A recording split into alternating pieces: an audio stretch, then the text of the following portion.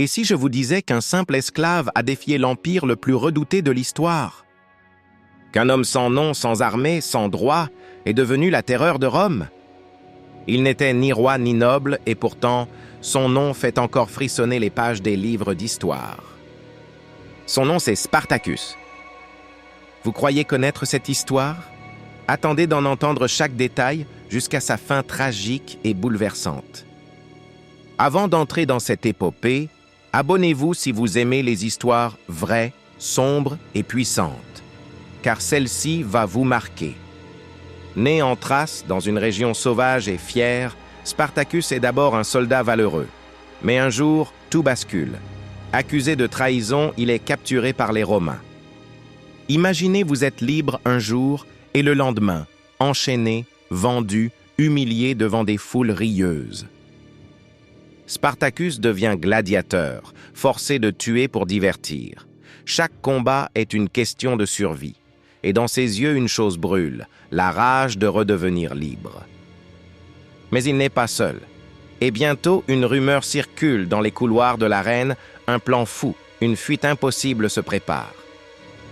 73 avant JC. Une nuit, il s'enfuit. Une soixantaine de gladiateurs, armés de simples couteaux de cuisine, brisent leurs chaînes et disparaissent dans l'ombre. Ils se réfugient sur le Vésuve. Là, contre toute attente, ils organisent leur résistance. Des esclaves affluent de partout. Une armée naît, une armée de la colère. Vous imaginez? Des milliers d'hommes, sans entraînement militaire, défiant les légions les plus puissantes du monde. Si vous aimez ce genre de récit, pensez à liker la vidéo et restez jusqu'à la fin. Vous ne devinerez jamais ce qu'il advint de Spartacus. Spartacus remporte bataille après bataille. Les Romains se moquèrent de lui. Il ne rit plus. Chaque défaite romaine alimente la panique. Il rassemble plus de 100 000 hommes. Ce n'est plus une simple révolte, c'est une guerre. Rome tremble. Le Sénat hésite.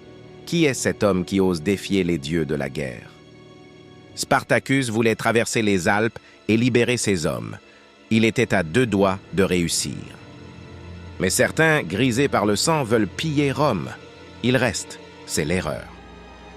À ce moment-là, le destin bascule, et une ombre s'abat sur Spartacus. Rome envoie Crassus, l'homme le plus riche et le plus impitoyable. 8 légions, une stratégie implacable. Un piège se referme.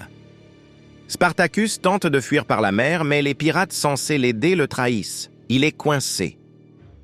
Ce n'est plus une guerre, c'est une chasse à l'homme. 71 avant JC. Le dernier affrontement a lieu. Spartacus sait qu'il va mourir, mais il choisit d'avancer. Il refuse de fuir. Il se bat, jusqu'au dernier souffle. On ne retrouvera jamais son corps, mais son esprit, lui, ne mourra jamais.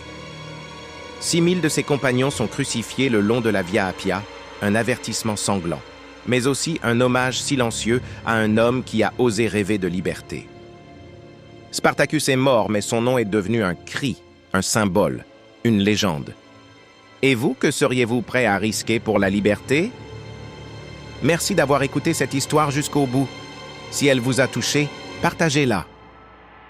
Abonnez-vous pour ne rater aucune autre histoire vraie, puissante et bouleversante comme celle-ci. Et rappelez-vous, parfois, ce sont ceux qu'on enchaîne qui marquent le monde à jamais.